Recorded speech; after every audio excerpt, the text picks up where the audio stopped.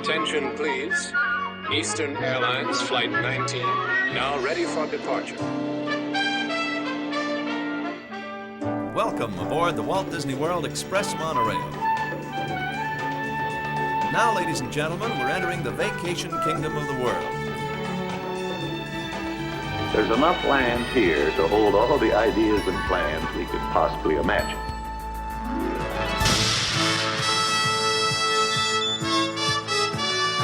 We call it Epcot. Will be our experimental prototype city of tomorrow.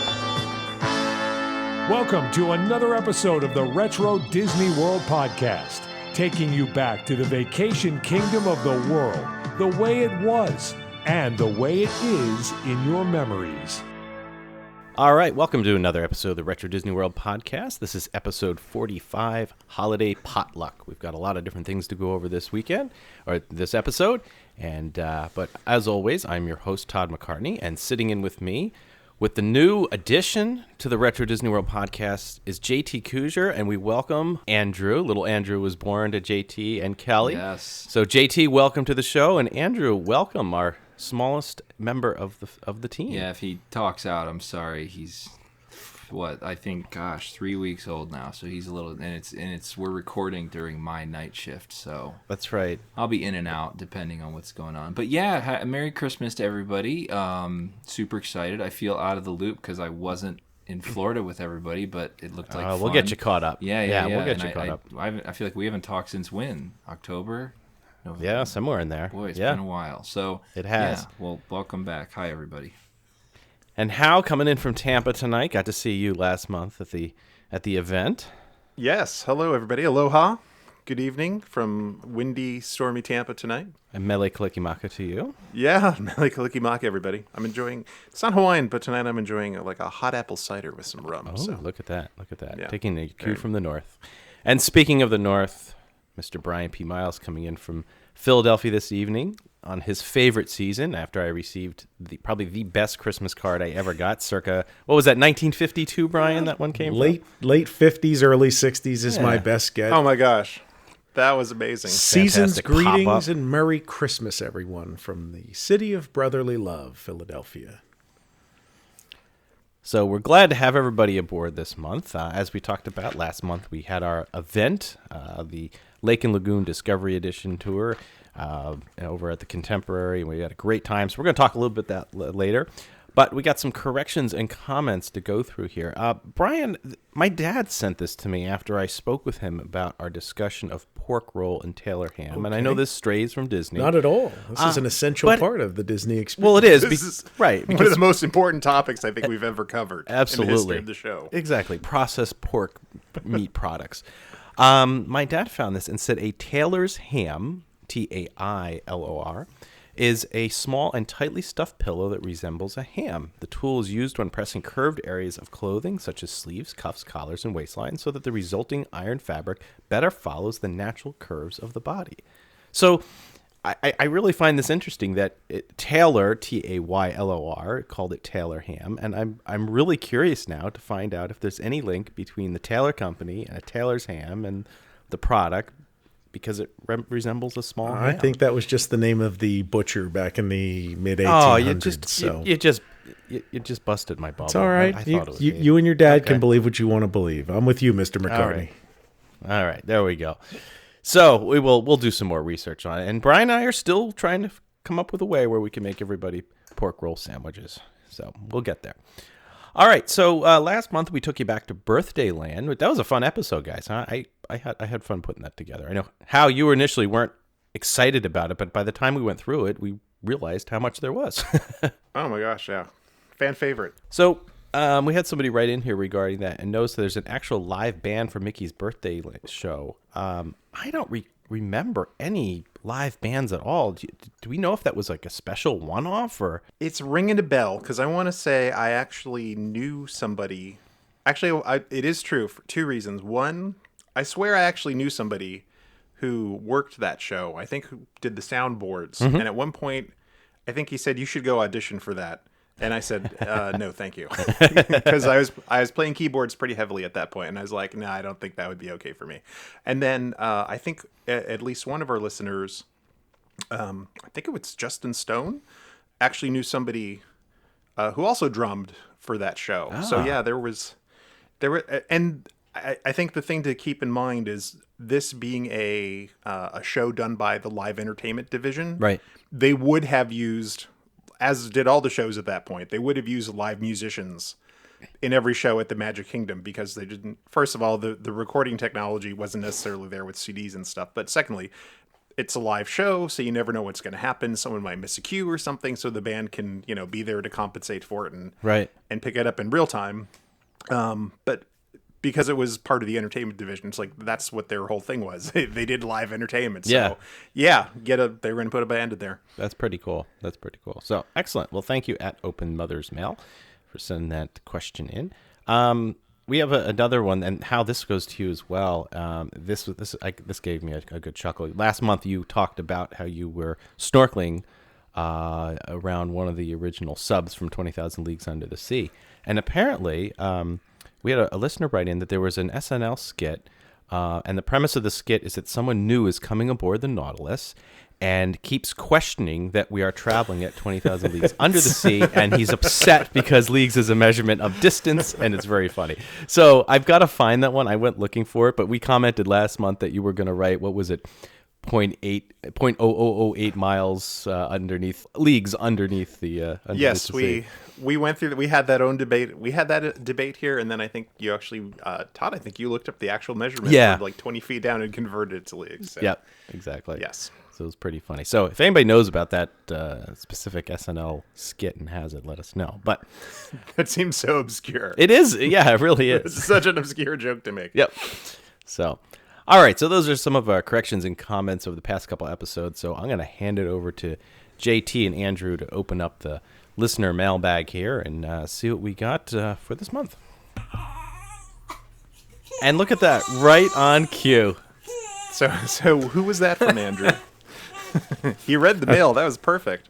That's fantastic. JT, why don't you translate that for us? You know him better than we do right now at this point. All right, so here we go. Going through, we have quite a bit of mail. First off, thank you to everybody for writing in. I'm going to start with this one. Hi, you fellas. I started listening to the show last month on my way to the park, and now I've spent the entire month listening to your back catalog on the commute. Even though I never got to experience the Disney World you guys discuss on the show, he says his first visit was in 2000. I've always been fascinated by history of the parks and blown away by all the things I've learned from your show. I wish you all the best. Jacob Hill. So thank you for listening, Jacob. I love the back catalog catcher uppers. It's pretty cool. Yeah, another binge listener catching up. So it's like free Netflix or something. You get that season, you just go. It's amazing. I wonder how many emails we're gonna, if they're backed up an email from each episode where he's trying to enter the audio rewind contest. Right. All right. So, yeah. Thanks, Jacob. Yeah. Thank you. Next up, hi there. First off, I've been binging your podcast since I discovered and went on the Lake and Lagoon Tour. So thank you for coming to that. Anyway, my question is about the Fort Wilderness Arcade. When you go in, there's a little area upstairs with more games. Was that always just for video games? Just seems odd to have a tiny staircase to another room in an arcade. Thanks, guys. Dan. Anybody know? Because honestly, I can remember that always being the arcade from years and years and years ago. From all of my visits, like there was always random games thrown throughout there. And if you guys don't know the area I'm talking about, it's like you're in the buffet. Gosh, I can't. The name's just leaving me. Trail's End. And you kind of walk through, and you sort of walk towards Crockett's Tavern, and you veered left. It's kind of like if you went to the back of the restaurant, back by River Country, back there. I can't think of anything more fun than lugging a stand-up full-size video game up a flight of stairs to the second floor. Hey, buddy, they pay guys like $12 an hour to do that kind of labor. So, I wonder, JT. Last month we were talking about how the memorial plaque for Minnie Moo was upstairs somewhere, and I'm wondering if that's in the same area. So we might have to do some reconnaissance. Not sure. I'd have to check on that. Yeah, because it's always just been games, and you'd go back there, and the selection has gotten lame over the years. Not as good from what I can remember the last time I went. But I also haven't been arcade searching in a while too, like a 10-year-old. So. But that was from Dan, and thank you, Dan, for that. We'll kind of check on that. If we, get over there, we'll see if we can find anything else out. Yep. Next up, hello, I was recently at the Magic Kingdom, and while I was on the People Mover, I noticed a faint reflection in the window of the Progress City display. It was a sentence or two. I couldn't tell exactly what it said, but it seemed like something from the original World's Fair model. I was wondering if you had more on the subject. Thank you, Reese. So, Reese, I never, ever noticed that. So when we were at the Magic Kingdom just a few weeks ago, prior to the Lake and Lagoon Tour, I said, all right, I got to get on there. And the three of us, Jason, myself, and my wife were on there, and we took a look. And sure enough, the words went by, and we tried to all remember what it was. And then we sent Brian and a few friends on a reconnaissance mission to confirm what we saw. And I can tell you that the official title, now it's a Pepper's Ghost, so that the words are obviously above and behind you, so that's reflected on the glass, and it is very faint. Yeah. If you're not looking for it, not focused on it, you would never know really that it says, "Be sure No. and drink your Ovaltine." Yeah, exactly. A crummy commercial? Yeah. So it's kind of an awkward sentence because it uses a word twice, but it says, "The city of tomorrow is a great electric city working for you." We're going to have to do some research on the history of this and where it came from. I don't know if you know anything, Hal, but it's kind of a clumsy sentence. So what's weird is that was not there. That certainly wasn't there during the 1980s, during its heyday. And I don't... If it got added anytime, it was added during the Tomorrowland rehab, when they went and added a bunch of stuff up there, because that was never there previously. Although it's funny because it is definitely a callback in a way to when it was sponsored by the Edison Electric companies. Right. So that's and being this, and then it's like it's almost like, oh well, we forgot to turn this on and we uncovered it, so Yeah. let's just turn it on in 1987. And what's 94. really odd on top of that then is the fact that in the voiceover part, it's. If they still run the voiceover, there was a thing of like, the City of Tomorrow, Walt Disney City of Tomorrow is presented by the Metro Retro Commission. Right, so I don't know right. if then that would be in counter sort of to that message. So no, very strange. Yeah. Well, maybe we'll do some digging and post some questions on that. There's a few people that might know a little bit on it. But Reese, you're not crazy. I'm not crazy now for seeing it. Brian confirmed it and got us the correct verbiage. So it is indeed there. And for those of you who haven't seen it, just don't focus on the model. Focus on the glass, kind of about 3/4, 2/3 the way up. And it's a very, very faint light blue. And which Pennsylvania city is known as the Electric City? It must be Philadelphia. No. Pittsburgh. No. Isn't it where Scranton. It is? I'm just Wait, who just Allentown. said it? We're Someone just Dunder said it. Mifflin. it is Scranton? Yes. It's Scranton. Scranton. Oh, home of Dunder Home Mifflin. of Dunder Mifflin. I think the sign is in the opening. It is is the opening Electric thing of City. yeah. That's right. That's Don't right. make fun of Scranton. So shout out to all my Office fans out there who tweet with me about Michael Scott and that kooky wacky crew. Great show. Well, thank you very much, Reese. We'll let you know if we uncover anything else. The only way we're going to uncover more is if Howe takes one for the team, jumps out of the car, stops the ride, and gets a photograph up close. That's right in his wheel well right there. Discourage that practice. I can neither confirm nor deny that I've actually walked through the air conditioning systems and up into the catwalk that's on above that, and assisted Hoot Gibson in fixing the airplane that takes off to take the grandparents to from the airport as they fly away from the Disneyland show. So that may or may not have ever happened. But there used to be a little projection of an airplane from a slide projector, and then there was a little mirror that was on a motor, and the projector would hit the mirror, and then the mirror would turn ever so slowly, like this round mirror, and then that would make the airplane go from like the left side to the right side and sort of up on a diagonal. And then it would That's go back to brilliant. its first position and then do it all over again. Cool. All right. Well, thanks again, Reese. So this next one here, I'm going to butcher the last name. Keith Bailu. Keith has been sending us transcripts, whatever you want to call them, of our podcast. He's kind of been meticulously going through, dictaphoning, whatever you want to call it, to text, from our audio to text, basically. Now, I don't know about you guys if we found something automatic, but most times when you get into the automatic dictation, there's screw ups, there's issues, it just never works like you think it would. And Keith has done an amazing job. Yeah, absolutely fantastic work, Keith. And I did try an automatic transcription service, and it was with Amazon Web Services. Somebody had recommended it to us. The overhead and the cost and then everything else, it was okay, but it wasn't like what Keith is doing.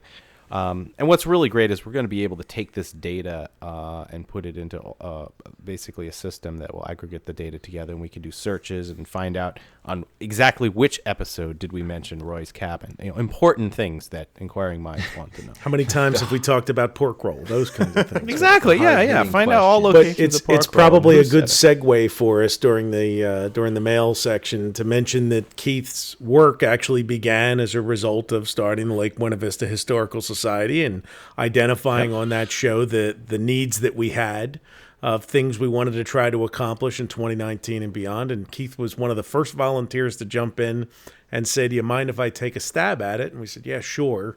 And the first example he sent us blew us away, and we're like, "Please carry on. This is fantastic."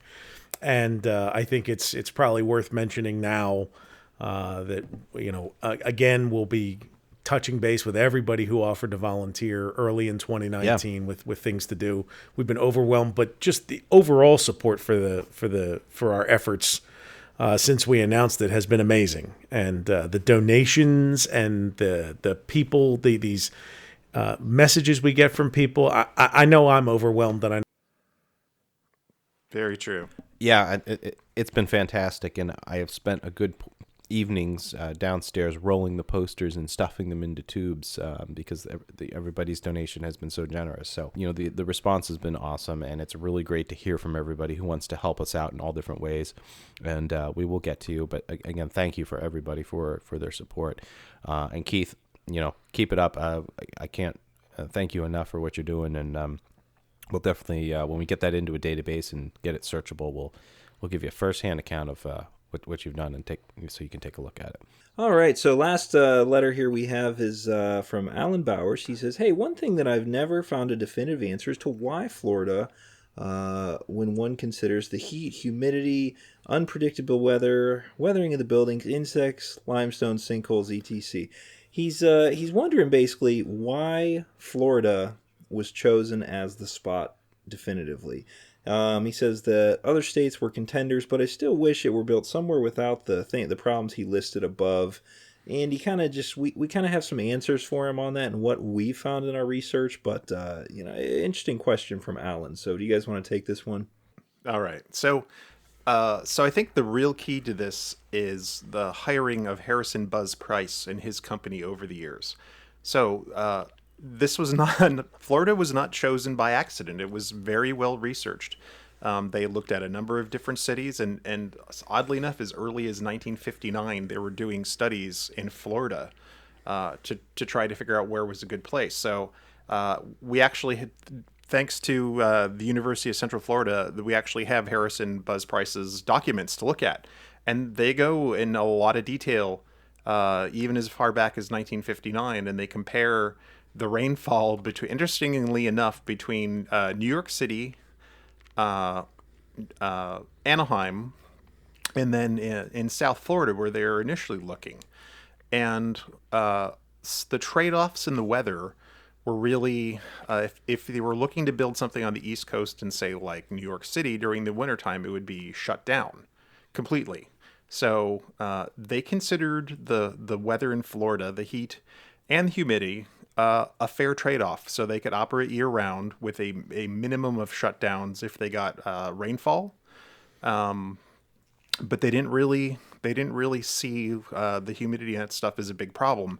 And really the big reason that they were interested in Florida is because there was already a built-in tourism base of people up and down the East Coast that were already going to Florida, and locals. So using a statistical model, in 1959, Disneyland had an attendance of 5 million people. 55% of those were Californians, and 45% of those were outside. They did some numbers, and they figured that if they had opened up a Florida Disneyland in 1959, it would have 4,709,000 visitors in its first year. So out of the estimated 7.8 million tourists that came to Florida. So they would have matched the attendance of Disneyland nearly in the first year. And by 1963, they projected that Florida would have an attendance of 6 million. So they had expected that it's just a numbers game, that Florida would have greatly, or at least matched the attendance of Disneyland, which is really all that they were concerned about at the time. Brian, do you want to add on any of that while I bring up the 60s data? Yeah. The other piece of that is that they had the experience in Missouri dealing with the possible building of a indoor Disneyland in downtown St. Louis, and there were various problems that Walt ran into as they explored that. Chiefly that in an established city, there were a lot of power players who wanted to have a say in certain aspects of the park, including the Bush family wanting there to be alcohol sales there because it's the home of Anheuser-Busch, St. Louis, Missouri. So, and which was something Walt said that would never happen. And so that's part of the story. There's a lot of other logistical reasons why they ultimately decided not to do it in St. Louis. But they really were looking for a virgin landscape, a place where they could kind of write their own ticket. And Florida was more open for business than I think some of the competing states. There was a variety of factors there, including the book that he read. Back then, Florida governors could only serve one term. In fact, I think over the period of time that they were conceiving and building Disney World, there were something like 5 different governors by the time they cut the ribbon to open the place. So there was a lot of compelling reasons to pick there, but chief among them in those studies was the fact that Florida was a vacation destination. I mean, it was a place people from other places went for vacation. Yeah, and I don't know how big the Georgia vacation trade was back then. Yeah, I guess we can't rule out at the time, Weeki Wachee and St. Augustine and Silver Fort Lauderdale and St. Pete Beach, and I mean all of those, they were well established vacation. In Miami, obviously. I mean, Jackie Gleason was doing a weekly show from there. Ed Sullivan did his shows in the winter from there. It was so part of it was definitely going to hang off of that existing trade, if you will, in tourism. Yeah, I mean, they definitely looked all around Florida, and I did not realize. I mean, I've heard Ocala thrown around a lot, but from the documents that we found, Ocala was the number one contender in 1960, and this is the thing that we have to kind of.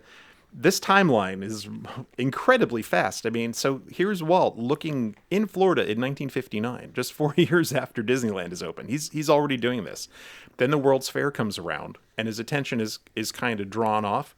But in 1960 and 1962, he is seriously looking in the Orlando area. The only thing that kept it from pulling the trigger back then was the World's Fair and their attention being drawn from it. Because by 65, they were buying property. So. Right. And part of those logistics too is, remember, he was trying to build a city, not a theme park. Yeah. I mean, the theme park was like a side thing, and Florida is accessible on 3 sides from the ocean and the Gulf.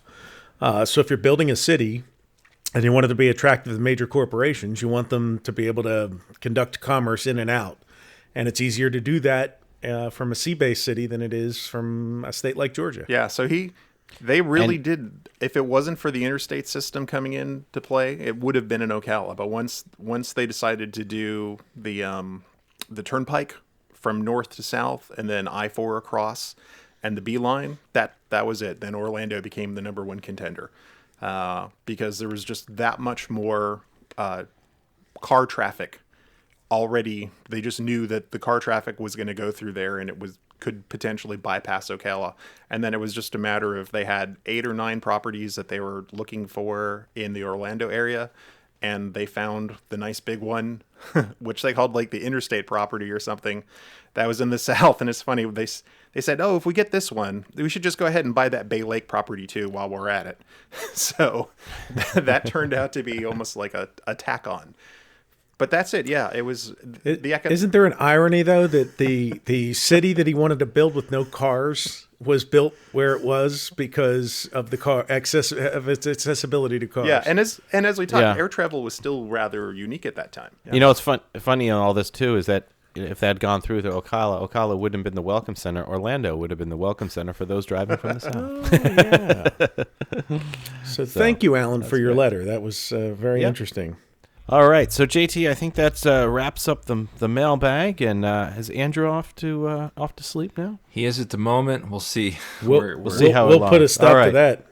I know, right? It's you got one eye on him, one eye on the listener mail this month. But if you'd like to have a question, you have a comment, anything at all, we read it all. It really is, I don't know if you guys have ever sent emails to people, like fans or, listeners of a show or something. It is, we do read them all. We don't definitely skip them or anything. So it's very exciting to get them for us still. And if you'd like to send something, podcast@retrowdw.com. We are on all the social medias, as Brian says at the end of every show. Send us a message on there if you'd like, or an email. We will read them all and potentially put yours on the next episode. All right, and well, JT, we're going to go now into the audio rewind as we always do, and in a few moments we're going to introduce another member of your family. It's like the Who's Your Family night, but we'll get to that in a couple minutes. First, we have to talk about last month's audio rewind. So, did any of you guys pick it up? Because we had a lot of listeners write in with guesses that were very close, but we had a few that got it. But it could have gone many different ways. Did any of you pick it up? I don't remember when we have a normal break between the podcasts. Okay. I totally Let alone a long one? was. Okay. Yeah. Fair enough. Well, let's take a listen to last month's audio rewind.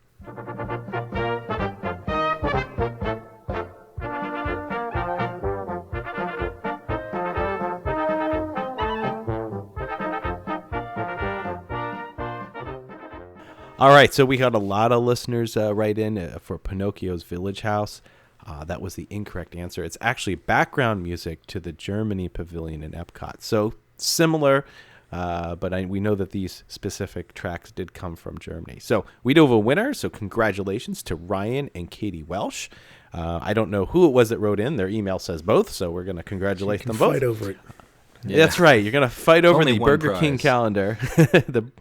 But we'll send the Burger King calendar out to you. And Brian, what year was it? They can use it 2021? 1992. They can use it next year in 2020. In 2020. So you just awesome. Put it right in that December in bin for next year so you can hang it up. But don't try to use the Burger King coupons in there because they expired 25 years ago. That's right. Yeah. It might look a little funny at you. So we are going to throw in one of our Lake and Lagoon posters this month, one of the standard edition posters. Nice. Yeah, that's going to go for this month. If you guess the answer to this month's audio rewind.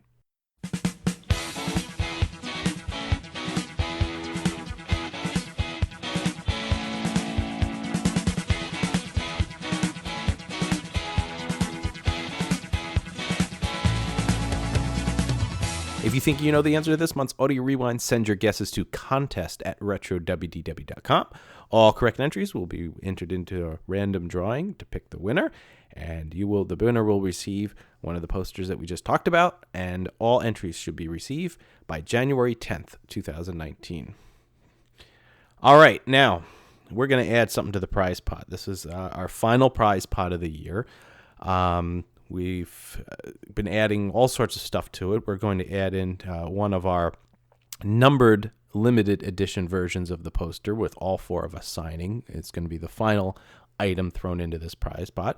So, JT, why don't you run down what else is in the pot, and then we're going to give a little call to your sister who's at Epcot right now. We're going to dial her in to help choose the winner. All right. So starting off in July, we had a Disney World sewing kit, one of the ones from the in-room, whatever you call it, care kits or whatever they were. They gave you a lot more back then, it seemed like. August, we have the official WDW Disneyland new sealed vinyl album, LP, record, whatever you want to call it. September, D23 Gold Member Kit featuring Mickey. That's a big one for the prize pot. That's the one that's went out to D23 members right before the event.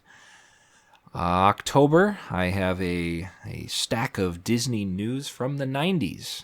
And I think our last item was the poster, right? Or did I miss anything? I think you've got it all. So okay. It's quite the prize pot there. Now, JT, let's refresh some of the listeners. The very first year you utilized the computer to pick the randomness, right? The random number. It was a 1986 computer in my basement. Yeah, it fired up once, thought that had more life, but it didn't. That was it. Right, so the RAM blew or something on that. Yeah. You couldn't get it fixed. Yeah. So, and then the following year you went a little old school with I believe you and Brian snuck into something on the Jersey Shore boardwalk and got one of those big giant wheels with the leather flapper. I don't know, Brian, were you a part of that, or was this all JT? I think that was all JT. Yes. Yeah, it had. All right, I'm just making sure. I wrote every name on a space. Yeah, it was huge. It was like 18 feet tall, and we gave it a spin with the flapper. You're right, on the pegs. And then what happened on that one? The bearings froze? Yeah, it had one spin on it. More than one spin in it. That was it. That was it. 800 names. That's a lot of weight for Sharpie pens. Yeah. So, and then mid this year, you decided to utilize one of those lottery machines with the balls. Yes, the ping pong balls. We wrote every name on a ping pong ball. Every name from every entry. That's a lot of ping pong balls, and they ran through the machine and through that curly Q looking chute right up to the thing, and that was the winner right there. This year, though, we got that just was too many ping pong balls. That's just flat out laziness by me. I don't want to do that again. So this one is it true that you use those leftover ping pong balls to raise a ship from the bottom of Bay Lake? Oh, very nice. Raise the Titanic reference. Fantastic. Man. That would be great. Yeah.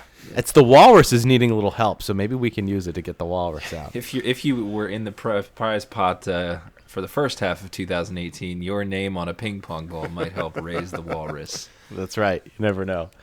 So we got this idea to how to pick this prize pot when we were doing the one of the recent episodes about game shows, I believe, and we said, oh, you know what? Let's do the kind of the phone a friend thing where I believe how when they did Who Wants to Be a Millionaire Play It, they would your phone a friend was just a random person on the street. It was phone a random stranger. Right. So what we're going to do here is that we have JT's sister is actually at Epcot right now, and we're going to give her a call, and she's in the Land Pavilion and is going to get somebody coming off of Soarin' to randomly pick a number, and then that will equate to the winner. So let's give her a call now. Hello. Hey, Katie. Hi. Hey, this is Todd McCartney from the Retro Disney World Podcast. How are you tonight? I'm great. How are you? Excellent. So we got your brother JT on the line, and he's not going for $1 million, but he does want to have you ask a question of somebody. All right, Katie. So I need you to find somebody at, we just introduced this, at Living with the Land. You're at the exit there, and you have to have them pick a number, random number, 1 and 520, between those in that range. 522, JT. Oh, 522. 1 and 522. Sorry, I didn't want to leave those last two out. My fault. Yeah, we would get some hate mail. Exactly. Okay, so between 1 and 522? Yes. Right, and you can put them on the line. If they want to speak to the podcast host, you can put them on the line, and we'll talk to them as well. Okay, I'm looking for somebody that is coming off the line. Let's see. We're gonna entice them with a pin, JT. Yes. Get them some pins and stickers and some retro WDW swag. Katie's a good sport for doing this, just going up to random people. Don't get punched. Hi, excuse me. I'm talking to my brother, and he does a Disney podcast. Do you want to give us a random number between 1 and 522? and they'll send you a free pin. Do you want to do it? Okay, here. Do you want to tell them real quick? 53. 53. Oh, okay, 53. May we ask their name and where they're from? You can put them on the phone if you'd like. Soren, right outside of Soren. So, and where are you from? St. Petersburg, Florida. St. Petersburg, Florida. Awesome. All right, thanks, Katie. We appreciate you doing that, and get their information, and we will send that to them. All right, thanks, guys. Thanks, Katie. Appreciate it. All right, bye. Bye. All right, so with that, the winner, according to our database here, with that number, is Paul Zimmerman. Congratulations, Paul. Yay. You win this year's prize pots, half of your prize pots. We'll get that out to you. Thank you to everybody listening over the course of the year and getting your entries in. We will be back next year with some sort of additional prize pot. We haven't figured out exactly what we're doing yet, but we will let you know. But again, if you know the answer to this month's Audio Rewind, get your answers in by January 10th, 2019 to contest@retrowdw.com. All right, well, this month's main topic is holiday potluck, and we decided to have a couple of us choose a topic around the holidays that we wanted to talk about, and we've got a countdown at the end. I've got some photos I'm going to talk about, but Brian, you're going to kick it off here with your first portion of potluck. So what do you have in the Tupperware container there? Well, it's like a Christmas Carol, except all three of us are the ghost of Christmas past. We're just focusing on a different thing every time. So tonight I'm going to talk about, along with you fellas, the 1991 video, direct-to-video, sold in the parks called The Magic of Christmas at Walt Disney World. We'll post a link in the show notes so you can click on the YouTube and watch some people who've helpfully uploaded their copies. But this was a video that was sold in the parks as a souvenir alongside a day at Epcot Center and a day at the Magic Kingdom, which were two souvenir videos, which are also on YouTube, that they periodically updated and reissued until they started selling DVDs. And then now you can get all that stuff for free online, so they don't do that stuff anymore. But it was something that you would buy in the parks and take home so you could remember your visit. And they sold quite a few of them. But they had a special one that was only sold during the holidays called The Magic of Christmas at Walt Disney World. And Brian, we should probably add, too, that this is still a time where, personal VHS recorders are still expensive. So bringing home is still trying to get, it's a way of advertising and getting this into the hands of friends and family and enticing them to So come the visit. funny thing about it is that watching it, those of us who were around in the 2000s, they used to mail out these video cassettes and later DVDs, vacation planners, where it was literally all the content that they were charging these people like $25 back then to take home. right. Like suddenly it just became a free thing that they would send you to entice you to buy a vacation package. But this particular one focused on the holidays, and the setting for it when it opens up is Santa in his workshop, opening letters by the fireside, and he opens a letter from a 6-year-old named Karen, who asks him, "Santa, my family and I are going to be in Walt Disney World for Christmas. Is there anything to do there? Do they do anything special for Christmas?" And Santa's like, "Funny you should ask." She asks him, "Do they have a big tree? Do they sing carols?" So Santa grabs his pen and decides to write Karen a letter back, which he helpfully narrates out loud throughout the entire video so that you can follow along. And I will say the set, this is an improvement over what we saw in the 70s too. It's a good set. It's much better than the Geppetto one we saw back in the 70s. Completely representative of the upgrades that had occurred throughout the company, including in production by that point. Yeah. That's Santa. I'm watching this. Santa writes back, and the first thing he tells her is not only do they do special stuff that he's going to tell you about, but he says, "Mrs. Claus and I make a special visit there every Christmas Day," which is a reference to the Christmas parade that they would broadcast live around the country, because back then it was still live. They didn't pre-record it on Christmas Day. On Christmas morning, they would. My gosh! When you actually saw the parade on that show, yes, instead of watching Backstreet Boys or something performing on stages and stuff. So they open up in warehouse number 9 because Santa wants her to know that they spend a lot of time getting ready for Christmas. So they open up in warehouse number 9 with Mickey, Goofy, Dopey, and Pluto in the warehouse to see all the Christmas supplies. And so you go in and there's gingerbread men and toy soldiers from the parades and all just kind of sitting there. They haven't come to lights yet, but they turn the lights on and all the parade characters start dancing around to Rockin' Around the Christmas Tree. And Santa turns into Santa Goofy, and the rest of the gang, Chip and Dale, Donald, Daisy, they all show up to join in the celebration. Everybody's just so happy to be in the warehouse. That's how I am when I decorate for Christmas. I'm just so excited. This has got to be filmed at MGM. I'm looking at the doors on the outside and inside, and the unfinished warehouse look. It's got to be one of the sound stages. Yeah, there's some telltale like background stuff sometimes you can see, and you're like, I don't know where that is, and then you think I need help because I know where that is. So in one of them, I see the set of Teen Win, Lose, or Draw in the background. So their first stop out of the warehouse is the Magic Kingdom, where the 7 dwarves decorate with wreaths and garland, and Santa makes a mention of that the bakery is using is preparing Christmas treats. And one of the things that it does in the bakery, they have open the 2nd edition of Cooking It with Mickey at Walt Disney World. So they put out those 2 cookbooks. This was the actual updated edition. And they're sitting there. The baker is using it to prepare some holiday treats right there in the Main Street Bakery. So that was a little thing, and we gave one of those away last year as a monthly prize. So that I thought that was a neat thing that I picked up in there. But Santa tells her about how Center Street is used for sleigh pictures. They used to set a sleigh up in Center Street with a photographer where they would take pictures for your like family Christmas photos. And then Mickey's Christmas Carol shop in Fantasyland, they visited there. And then they made mention of the Country Bears Christmas special, which we've talked about on prior episodes, and lament its lack of a return yet, although we still hold out hope that someday it'll come back. But there's some nice shots from in there. And then Santa leaves the Magic Kingdom to start telling her about who else is decorating the other resorts. So first they go to the Grand Floridian, where the White Rabbit, Alice, and the Red Queen are decorating for Christmas, and the creepy Victorian mannequins are there that I have mentioned that we talked about before, and I tweet those pictures every year. We'll put them in the show notes here, just like we did back on episode 37.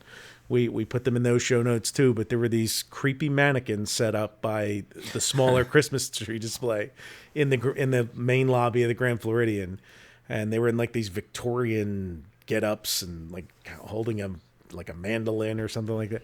It is so bizarre looking, but they have them. They're in the video. They're in this video, so you can see them there. Why did they go from Magic Kingdom and then they just go into resorts? Why didn't they hit up Epcot? Because they have 22 minutes to cover all this stuff, and you got a lot of resorts, and they're highlighting some of the newer resorts too. So from there they go to Yacht Beach, which was only a year old when they filmed this, and there it was Captain Hook and Mr. Smee and the crocodile, and then Peter Pan shows up to help them decorate because they're all one big happy decorating family. What's interesting about the transition too is that Santa actually checks off the resort before he goes there. He's like, "Oh, I got this one covered." And then Fort Wilderness, and you see Pluto check decorating around Fort Wilderness.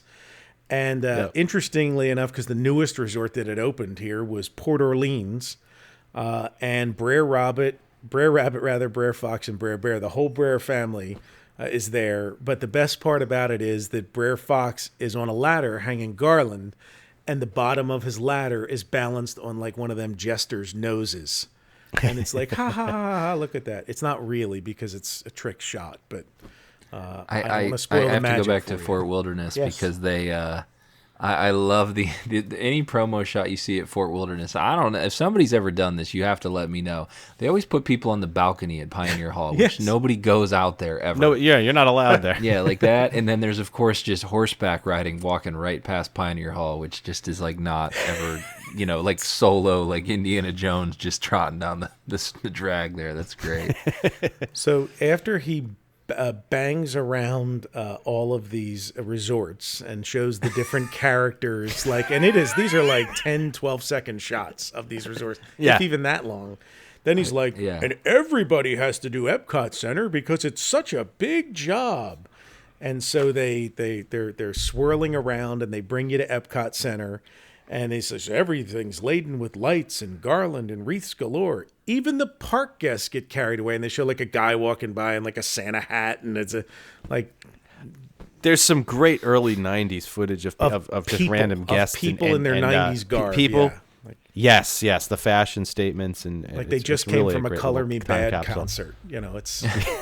There is a cool aerial shot of Epcot at the beginning. It's kind of panning, towards the, we'll say, I don't know, the left. If you go through the main entrance, you can see Horizons and World of Motion, Still Normal, and all that stuff. Yeah, it's really it's great.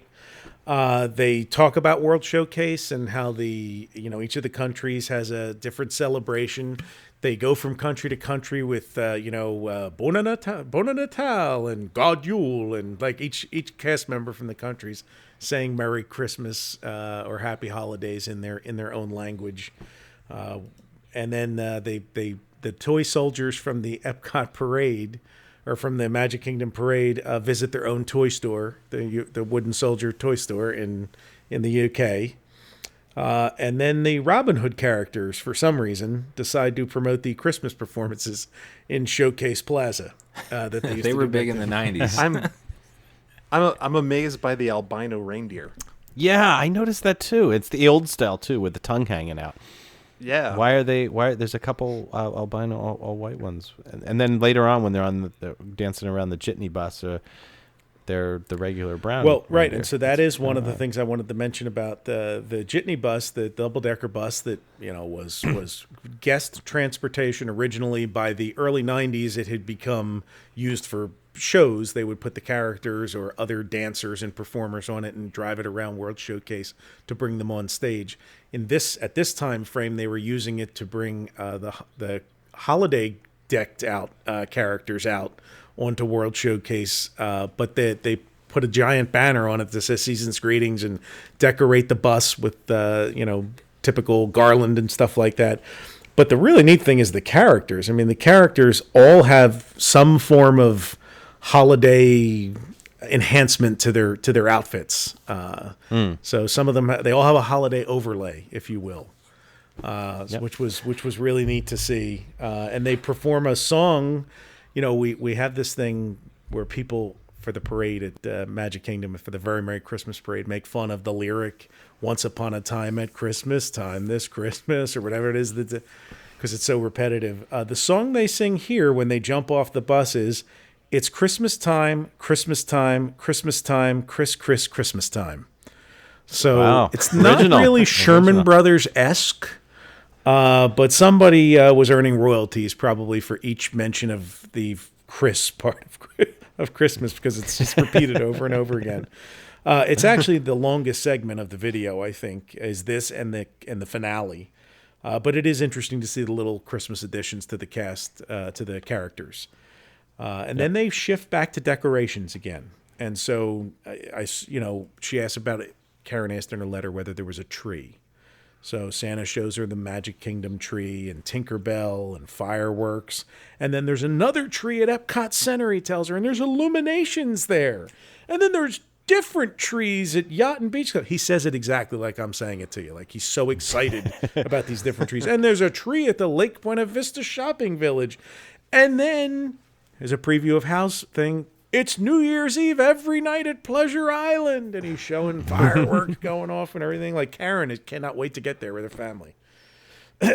Like, in another 12 years, Karen, you're really going to enjoy this. Yeah, Pleasure Island's all you. So they do a quick fly into the brand new Jolly Holidays dinner show at the Contemporary, which ran until 1998. And we talked about that on episode 37. The Disney Village Marketplace, they showed Jiminy Cricket. You'll see, I forget how he words it, but it's something about, surprise characters. And so they showed Jiminy Cricket because a cricket means Christmas, welcoming you to the Lake Buena Vista shopping village. But there's some great inside shots. the Christmas chalet. Yeah, inside what became the World of Disney, but at that time was the Christmas chalet. Oh my God, that family has the most 90s outfit. Oh yeah. Her little jean jacket. Weather on. Yeah. Holy cow. Yep. Oh, the old Christmas. Oh, look at that. And then they take a Polaroid of the kid next to the giant Minnie and Mickey stuffed animals that they sell there. One of the things I thought was really neat was they show you the animated windows that used to be down there, telling you the Christmas Carol story with Scrooge, which was really neat. And of course, one of them though, Scrooge seems to be having a seizure. It's like it's broken. He's shaking all over the place. I think it might have been. I get maybe he's supposed to be quivering in his boots. I think that's it. I think he's supposed to be afraid. Now they still pull those out during the holiday time. At least one of those windows is probably in Main Street right now. I do know they switched those some of those Emporium windows over for the holidays, and there's usually stuff there. But yeah, they used to have that stuff down at you didn't used to have to pay admission to see them. I like that Scrooge a lot. Isn't it great? Yeah, he's just freaking out. And then, of course, they mentioned the Glory and Pageantry nativity show that ran forever. And there's a pretty lengthy section of that they show you to give you a flavor of what that show used to be. A very reverential show that we've discussed on both of our prior Christmas episodes. Yep. I like how, since everybody had to stay still, they do this nice, pan shot around and it looks like a bullet It does, but I will tell you the thing that I found interesting, because everything we've seen before, like 25-year-old home videos that have that kind of distortion that the time renders to those old half-inch tapes, and the outfits on some of the people paying tribute to the baby Jesus, it's like they look like they're from merry old England in the 1700s, and I'm like, I don't think people at the dawn of of the century of the millenniums wore stuff like that. But so here's the conceit of the show was that the shop owners in Lake Buena Vista also brought gifts to the baby Jesus. These weren't random vacation goers. Our friend BJ Major could have brought him up like a snack. A burger, from the Light Bite. They could have had somebody from Wetzel's Pretzels could have gone up there and dropped off a pepperoni pretzel to him. But what's nice is we've never been this close up to these people before. Well, that's just it. Yeah. This is actually wonderful. Yeah, so you got to watch it just for that, because really I don't know that there was ever a production video done, even internally, of that show. And it's a shame now because, it ran for 25 years or whatever it was, and there's other than home videos, there's really no record of it. So that is absolutely worth your time. And when they leave there, they shoot over, because remember, Karen asked if there were Christmas carols. Yes, they show the Voices of Liberty at Epcot. They then show caroling at the resorts, which I don't know if it was a thing or if it's a thing they just did for the video, but Snow White is sitting there at the Disney Inn leading children in the lobby in some Christmas caroling. And they show resorts with other character. All the resorts where Pluto was at Fort Wilderness and Hook and Pan were at Port Orleans. They then pan to all of those guys. There's quick cuts of them leading Christmas caroling at their respective resorts where they were decorating. Because I always wanted to do Christmas carols with Captain Hook. So because he screams the spirit of the season to me. And then this was a laugh line for me when put into current context. They say, and on 2 special nights before the holiday, they present the candlelight ceremony in front of the Main Street station. 2 nights they did the candlelight processional, and now I think it starts on Halloween or something like that. If you missed it back then, that was it. 3 shows nightly. But they're just about to wrap up at that point after they finish showing you the candlelight processional, which, by the way, if you'd never seen it at the Magic Kingdom, it was a majestic presentation there with a whole lot more people involved than what they did at what they do at Epcot now. So there's some good footage of that and showing you how the whole thing was laid out, and they lined Main Street with people holding candles and stuff like that. And then, of course, it ends on Christmas Day. They show you a significant portion of the Christmas Day parade, and Santa, of course, is the last float that ends the parade while they're doing it. And the whole time they are... Well, hold on, I should say that it starts with Mickey coming out of his Toontown house to go join the festivities in the gang, and then they show scenes from the parade, and it concludes with a video of "Have a Holly Jolly Christmas" and a bunch of the parade characters dancing around. And I bet the Santa sleigh doesn't break in this one.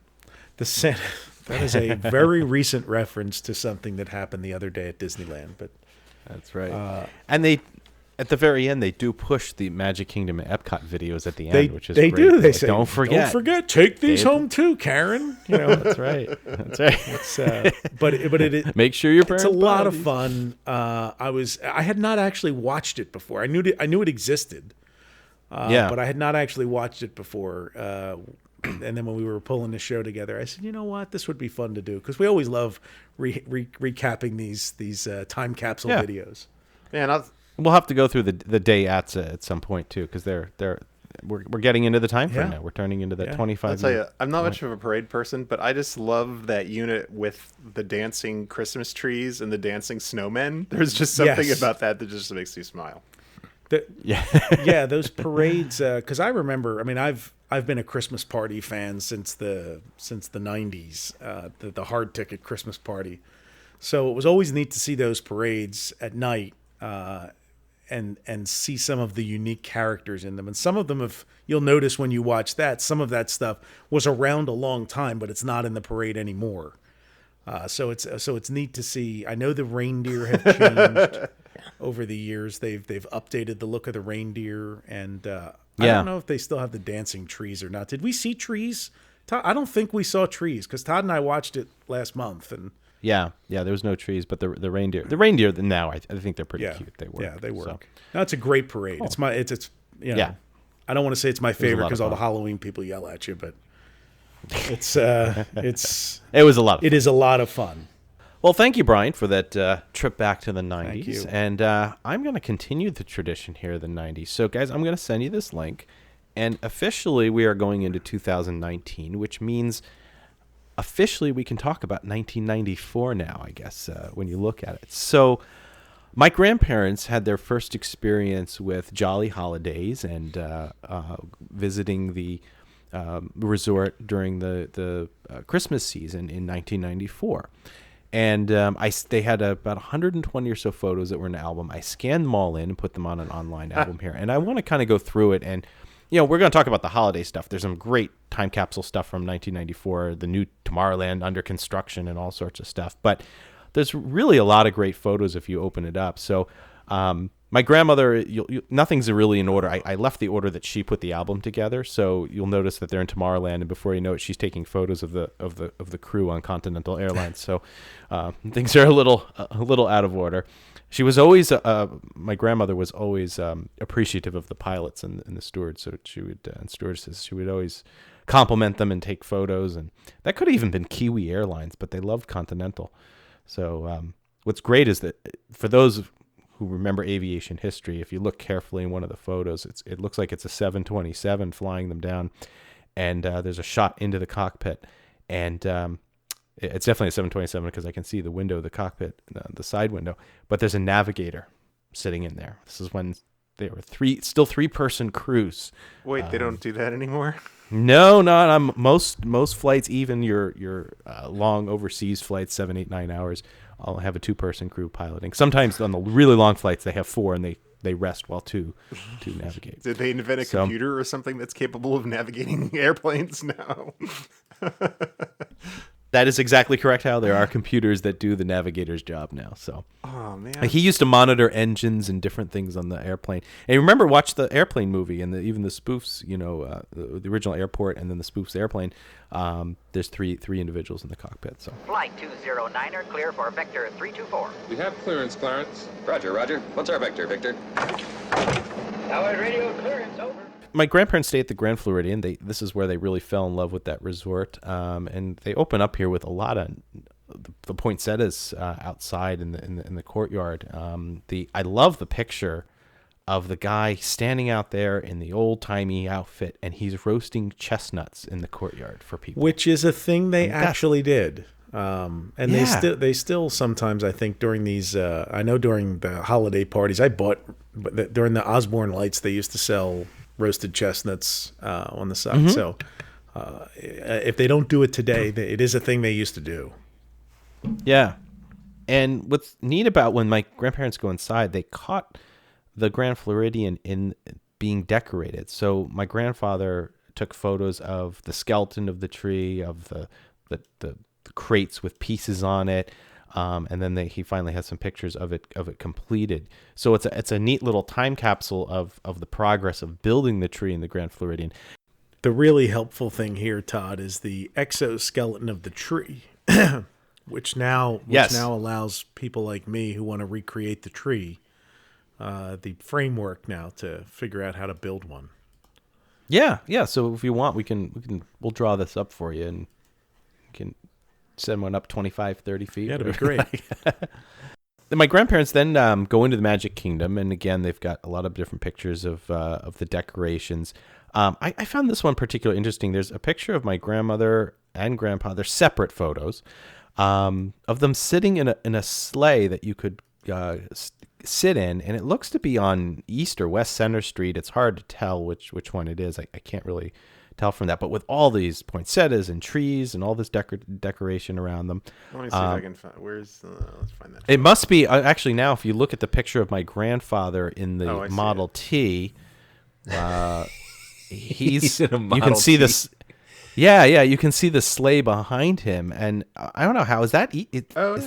Is that West Center Street? That is the one that's not there anymore. Yeah, so that's West Center Street. So that's kind of a neat use of that area. So then as Brian was pointing out earlier, the Jolly Holidays. My grandparents absolutely fell in love with this, and they came home and said, "You got to go see this."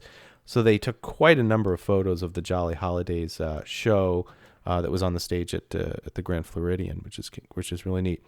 And then the photos end here with a walk through Epcot, which I think some of these decorations are still used today. Or that tunnel of light, but they retired that, right? That whole tunnel of light was the lights of winter. Yeah. Unfortunately, that was so cool. Yeah, it is really neat, and even during the daytime, it looks neat. Well, all the trellises and white that went over it. Just a room? Did they stay at the Grand Floridian?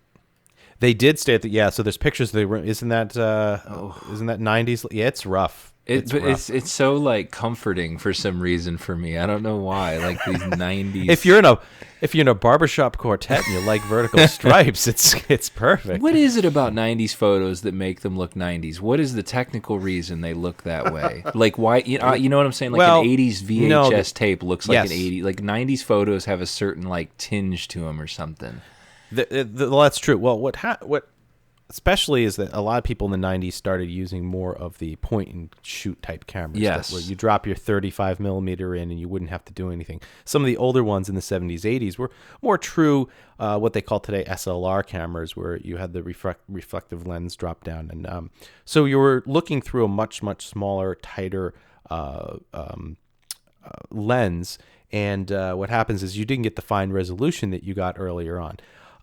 Also on top of it, most people just use something what was called 400 speed film, and the number equates to how the film reacts to light.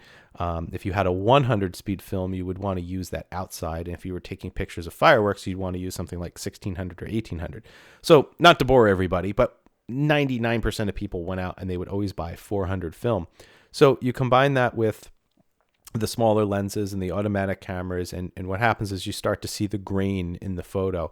And if you ever notice in darker photos, you see the grain, the little dots in the film image if you look carefully. If you had a higher speed and darker, you wouldn't see that, and vice versa.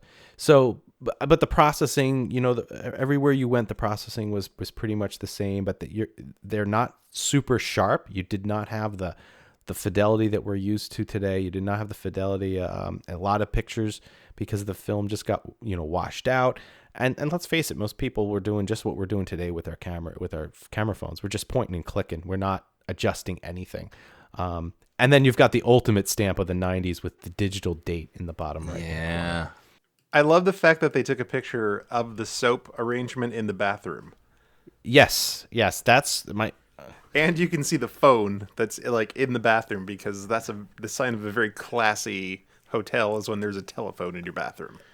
And that's exactly why my grandma, she would take these photos and then develop them and bring them back home to show us exactly what it was. And I remember her calling us, telling us that there was a phone from I'm using the toilet, Todd. Exactly. And if you look carefully, you can see my grandfather's.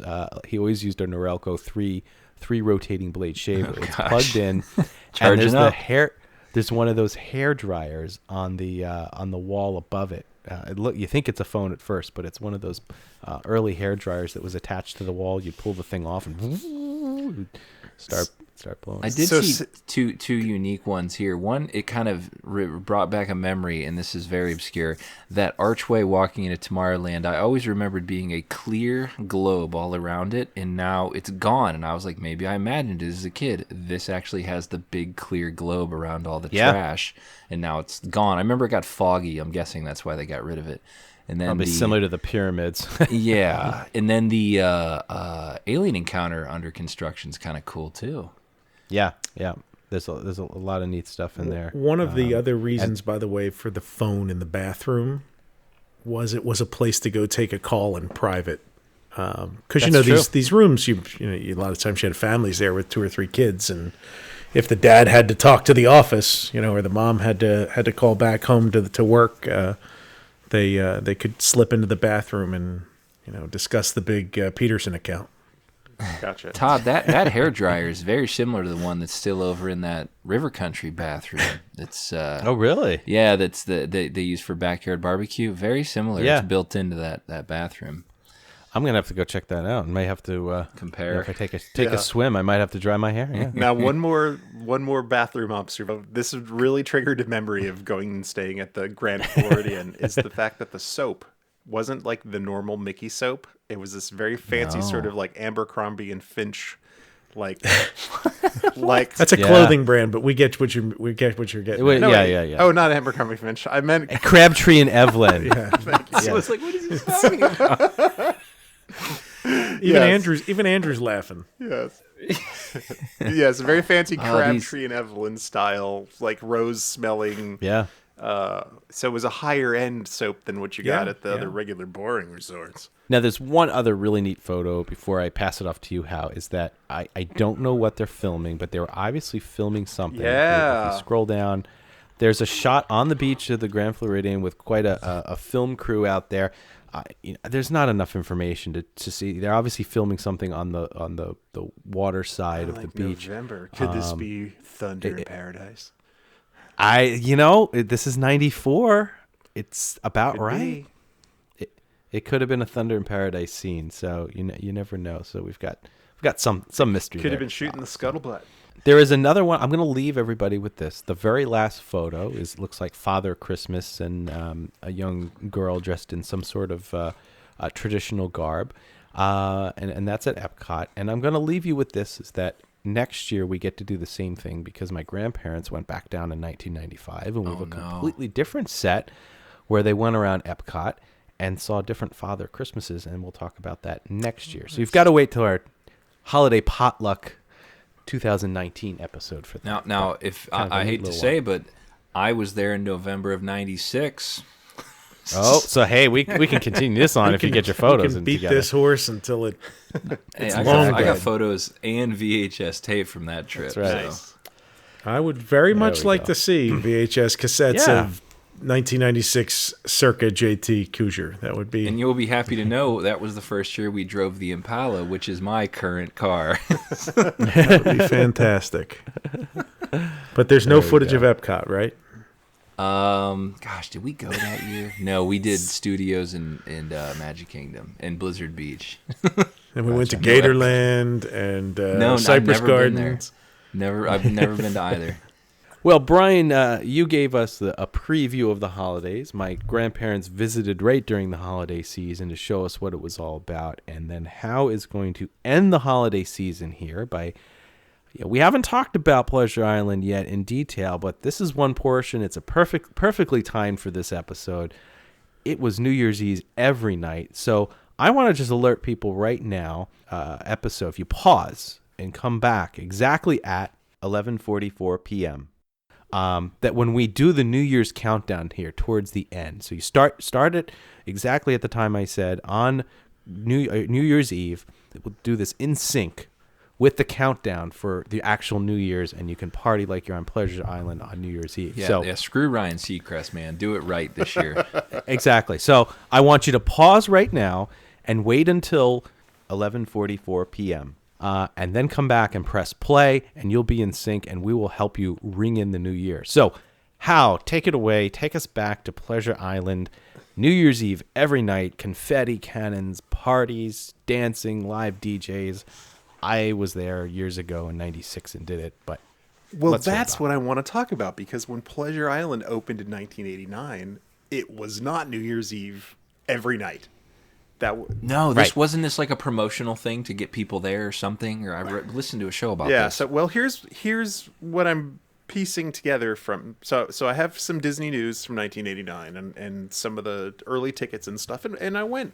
I didn't get to go the day that it opened because I was too tired for being at Disney MGM, so I couldn't go to Pleasure Island that night. I was wiped out. Wait, was it the same day? Yeah, it was the same day.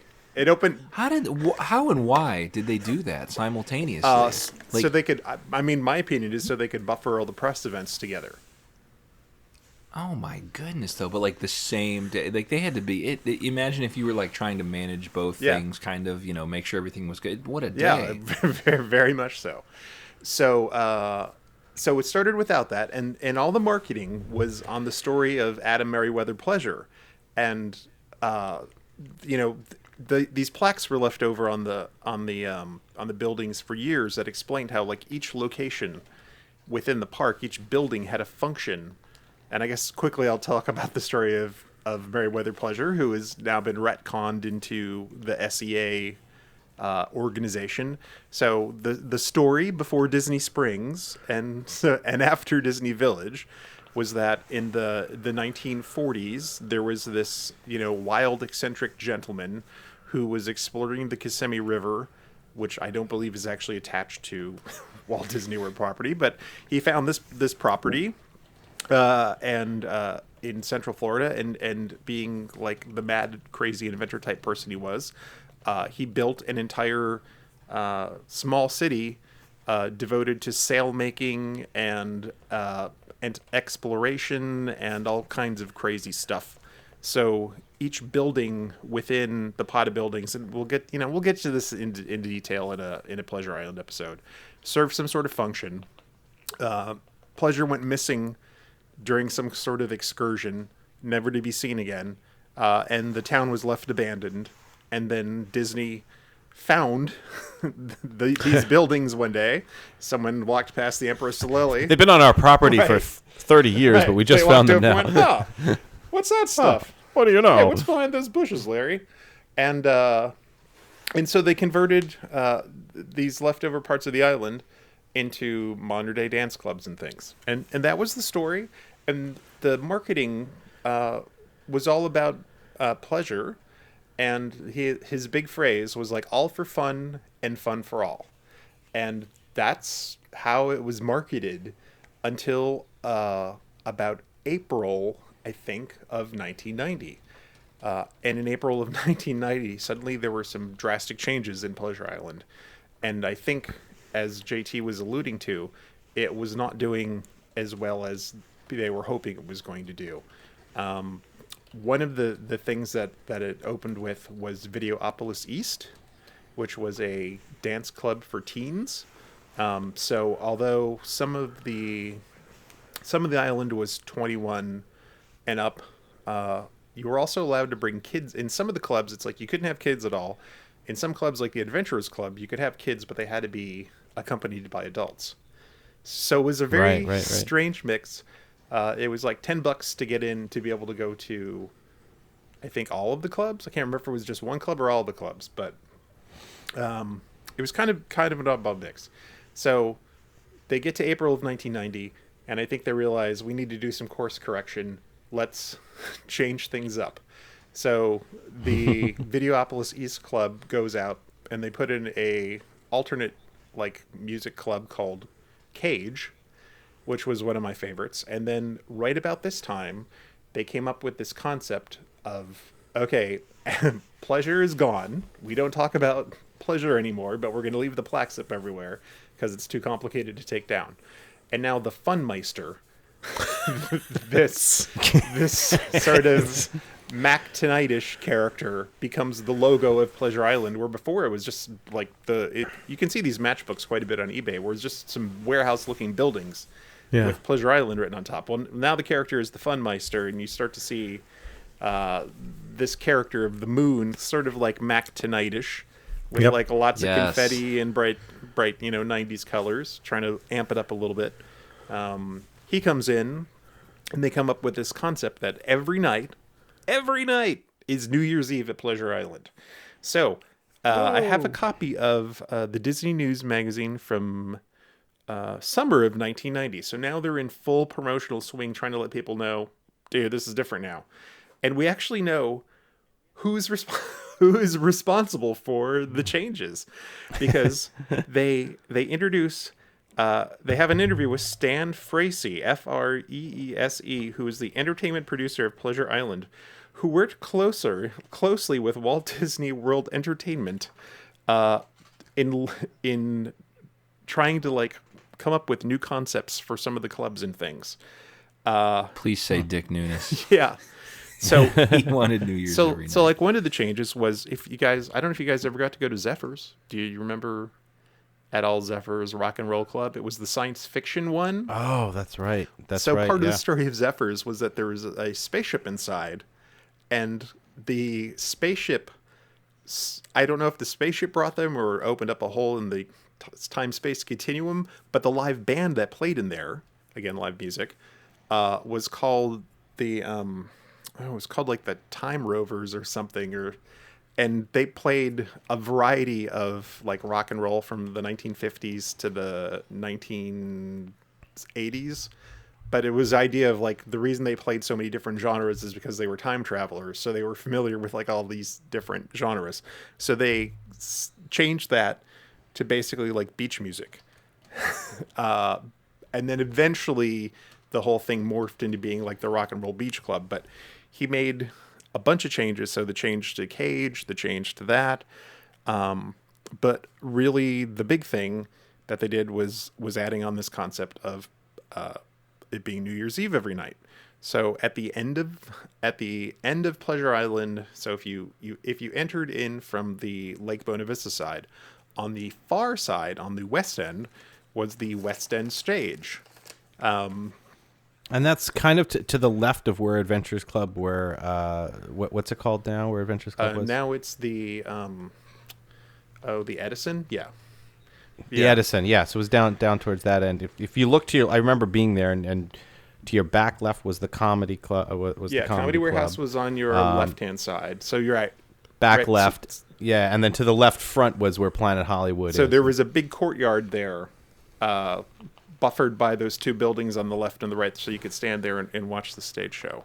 I have a query. Sure. I don't want to interrupt your flow, but was it a hard ticket cover charge from the day it opened to get in, or did that get added later? It changed every so often, didn't it? So it was a hard ticket to get. So the deal was until 7 p.m. you could visit the shops, and if the restaurant or / club was open to serve food, anyone could go. But after 7 p.m. It was a hard ticket, and it was a bracelet system, if I recall. Yeah, right? they had that for a while. It was, at least when I went. Well, it was full on stanchions. Like there were stanchions at first, and you paid you couldn't walk through. There was no reason to walk through. Island. It was blocked off. And it's true. And you bought your ticket at the Fort Wilderness train car. Yeah. On that side, there were only a couple entrances in. There was one entrance from the Lake Buena Vista side. There was an entrance from the front. But yeah, it was stanchions, and you were in. It wasn't until they opened up the other side, where the AMC theater is now, and bongos and all that stuff, and there was a reason to walk through it, that they went to the wristband system.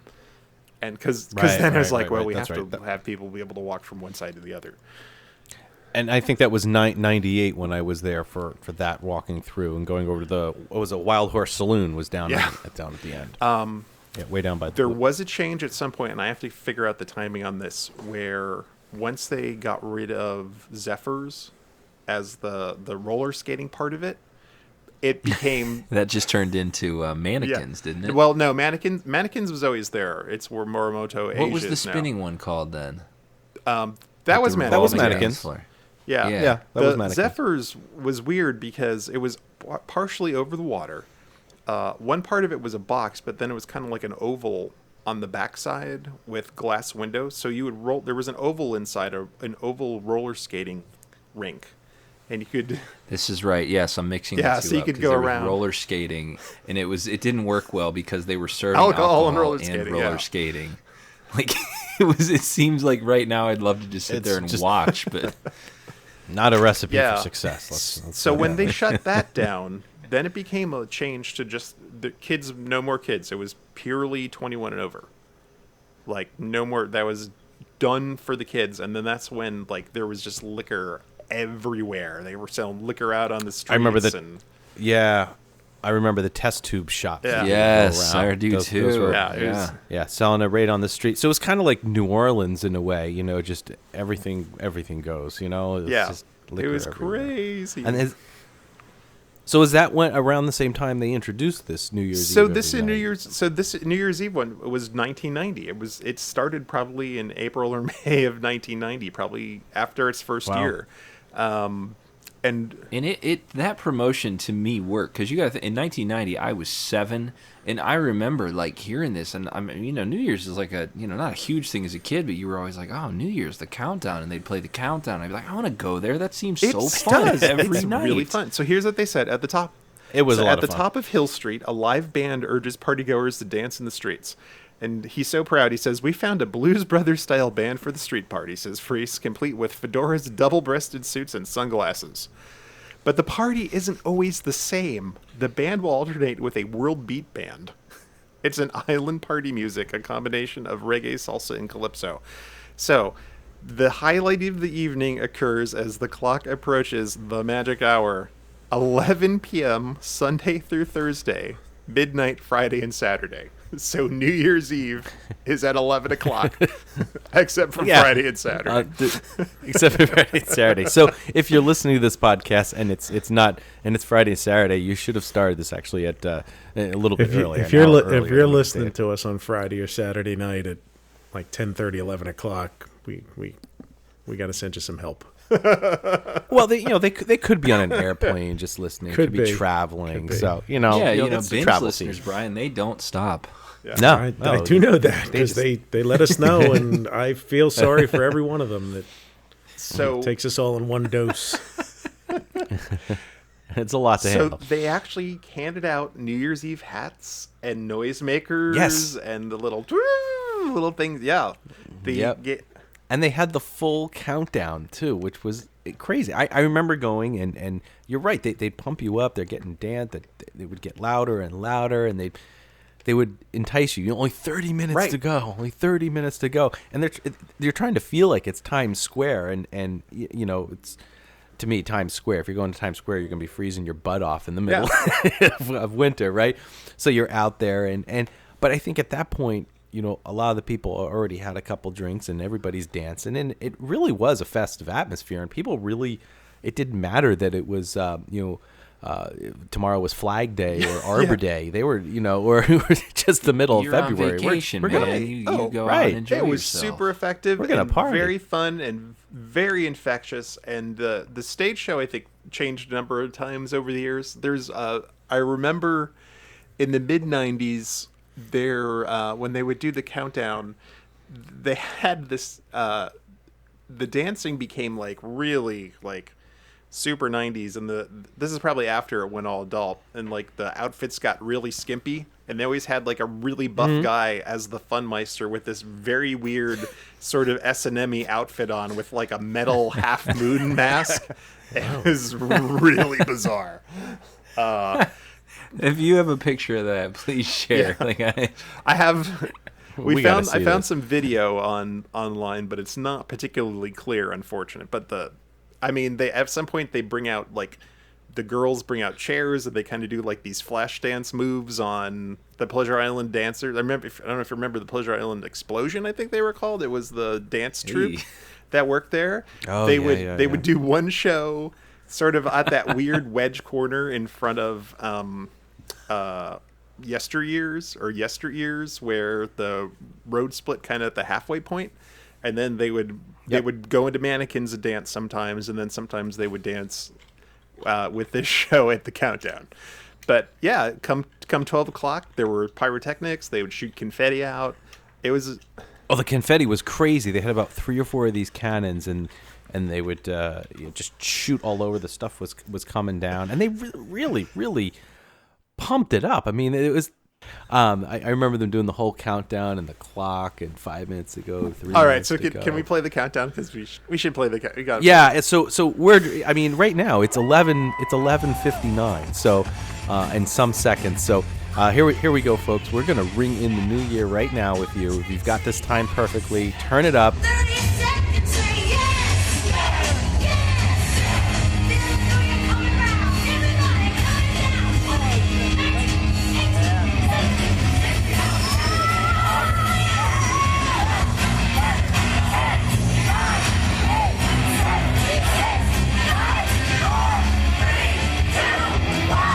Happy New Year! All right. Welcome to 2019, everybody. It's officially, we can talk about all the way back to 1994 now. So we've got our marching orders for the new year. So, well, How, I know you're going to take us back to Pleasure Island. Maybe this year we'll go back and we'll really do a in-depth episode. Yeah, I think we should. That's a good one.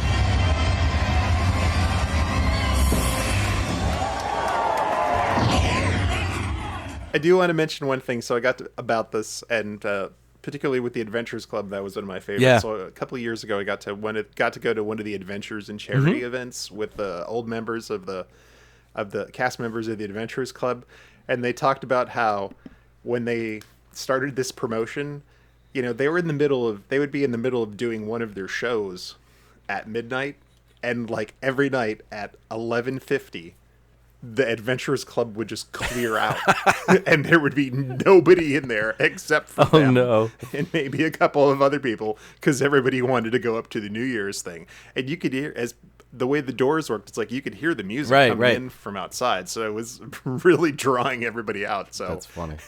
Now, was the Adventurers Club, did you have to invest like a solid 2 hours to enjoy it, or could you? Because I went in there, and I let's just say I went in there after a little bit of fun, and I just walked in like I feel like I interrupted something. You know what? So I'll tell you, JT, the first time I went, I think I wandered in at some point, and I was there during a time when like nothing was going on, and I kind of was like, well, what the hell's the big deal about this? And I walked out, and it wasn't probably until the second and third time when I came in, and like you said, invested some time there, and they had little cards that you would pick up at the stand when you came in with like the shows and what time it was. It really it was to your benefit to spend some time there. Go like, all right, it's 9 o'clock. I got to go to the mask room. I'm going to sit down and watch this. Because you're right. Gotcha. If you just walk through there, you would have no frickin' idea why this was supposed to be cool. It looked bizarre. And I've got when we talk about, I have a personal story because my brother and his girlfriend at the time were picked on and given nicknames during the whole evening. So it was great. So we'll talk about that. Todd still calls them those nicknames. That's why he and his brother they were both blonde, and they were called Sven and Inga, and it has still works to this day. We still refer to them as Sven and Inga. So, and we actually, I'll even read the letter. We continued the joke on in the family, but we'll save that. We'll save that for the official show. So, well, thank you everybody for. Did your mom do a little cartoon of Sven and She did Inga? not. She did not, but that would be good. So. Well, thank you, everybody, for the holiday potluck here. I want to, just say here before we close out the show, thank you again to all of our sponsors out there. I'm sorry, sponsors, donors. Yeah. Whoa. Yeah. No. This is new. You're still looking for the fucking stroller. Jesus, JT. So real quick, how you had some great new designs. I've got my speed ramp shirt came the other day. I got for my son for Christmas, and I think one of our new best sellers ever, the Blair's 5-legged goat ranch. It is moving. We sold I easily 20, 30 of them plus, I think, have sold by now. It is a hit. It's we've got a leg up on the competition. It is a fabulous design. I bought one for myself. My wife got one. It's been flying off the shelves. They've been printing them like crazy. So kudos to you. How awesome design. So for those of you that like the 5-legged goat, you got to get one of these because it's one of the best. And how you said you've been trying for years to figure out how to incorporate the 5-legged goat into a shirt. Right, without being derivative or just like, oh look, it's just a picture of the 5-legged goat. So when you and Amy came up with the concept of the goat farm, I was like, yes, finally, this is the deal. And it was so fun to do that. And the other thing, it's like, not to get too nerdy, but like, it's not a direct copy of the goat. It's like, there's really no fun in that. So I kind of took a little time and immersed myself in the Mary Blair style and figured out how to draw a goat that was in the style of without doing a direct copy of it. So if you compare the shirt to the goat that's on the wall, it's not going to be exactly the same goat, but it's totally intentional. It conveys the point. And I have to give a shout out. It was Amy, my wife, and Jason we were walking through the Contemporary, and they had the epiphany came over them, and then they came up with the idea. So I got to give them the credit for that. And then how you brought it to life. So I'm sure you've got some other ideas in the pipeline, and so we'll be looking for those. Yeah, it's time. It's now that the mad rush is over the holidays. There's and we have some new episodes coming up because I like to try to mix them up with the episodes. So hopefully I have a couple of good ones in mind for imagination. So hopefully we manage to get into that territory this year. And we have front and back, so we could do the front of the tunnel and the back of the tunnel. Look at that. Yeah, that speed ramp shirt's front and back, and that was kind of a surprise. When you released it, I went to the side. Front and back front and back. So, but my onesie I got for Andrew here is they don't do the back on the kids. So his his just has the Goodyear speed ramp right on the front. So, but yeah, it was really cool. And then my sister that actually works at Goodyear ordered one too, and I don't wear that to work. Yeah. We might have to remove the Goodyear logo at some point. They're pretty protective of that. While we're talking about the time we spent near the Mary Blair mural, I think it's probably appropriate for us en masse to throw a thank you out to executive pastry chef Jeff Barnes at the Contemporary, who we made a fuss over Chef Jeff to our waiter at the Contemporary when we were having breakfast at the Wave. And 10 minutes later, Chef Jeff showed up at our table and paid us a little bit of attention. And we told him how great we thought he was. Amy lobbied him for a 5-legged goat cookie to come back at the holiday display, that they should be selling them at the hotel. And he seemed intrigued by the idea that they should bring those back year round. But the cool thing was, without giving you all of the detail, he said, I want to do something fun with you guys and special.